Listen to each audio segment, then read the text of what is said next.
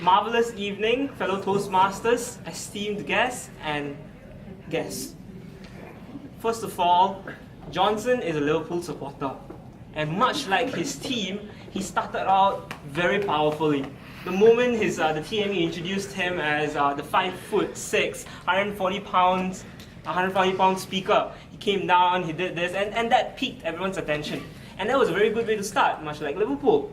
And much more like your defense, you had a strong centre-back pairing where you actually coupled up your powerful intro with the fact that you're not using any notes. I mean, as a Project 9 speaker, you're not really expected to use notes, but with that amount of speech content that you had, it was very good to see that you're not using any kind of notes, and you scattered bits of humour throughout your speech, because that really helps. There are a lot of speakers who will usually say just one joke at the beginning, have a joke at the end, and in the middle there's really not much humor. That's when they tend to lose the audience's attention.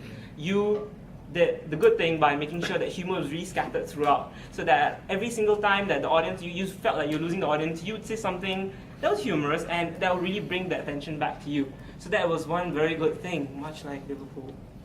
And then from the centre backs, you passed it on to your strongest midfielder, Sharath. And that's where your strongest part was, where you had very good eye contact. You had good eye contact, you're looking all the way from the left, all the way to the right. And coupling it up with good hand movement, you were actually really capturing the audience's attention through all of this. But with Sharath, that's where you made that slip. You made that important slip that cost you maybe the title itself, where with your eye contact, even though you're having your eye contact to the audience most of the time, there were times where you would look here, and because you're trying to remember your speech, and then you would try to remember, and then you turn back. And then your body language would be, there'll be times where your back is kind of facing the audience. And that's a strict no-no when you're trying to make sure that you don't lose that audience's attention. So from that eye contact, the body language, there were times where your hand movement was this. Most of the time it's this. You're repeating your hand movement quite a bit.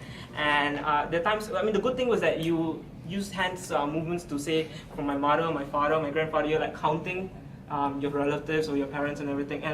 But at the same time, the next time I see you use your thumb, it was not to count anything, it was say, or to go to the toilet, or I was in the library. So that meant there was a bit of inconsistency when you're using your hand language. That's the slip, right? But then again, you recovered from the slip pretty well, and then you delivered that. That's when you actually upped your standard from a Liverpool standard to the Man U standard. Oh my gosh!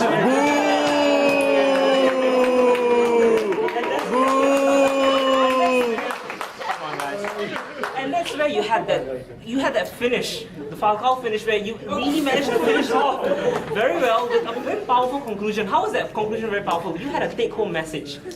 You gave them the two challenges. You told them, all right, this is how important hugging is. This is how important it is to hug the favorite person in your life. And it is something that every single member of this audience is going to leave this room and remember. And that is the beauty of your speech. So you managed to persuade everyone very well as well. So I really look forward to your Project 10. Very important project for you. Look for your next speech. Thank you so much.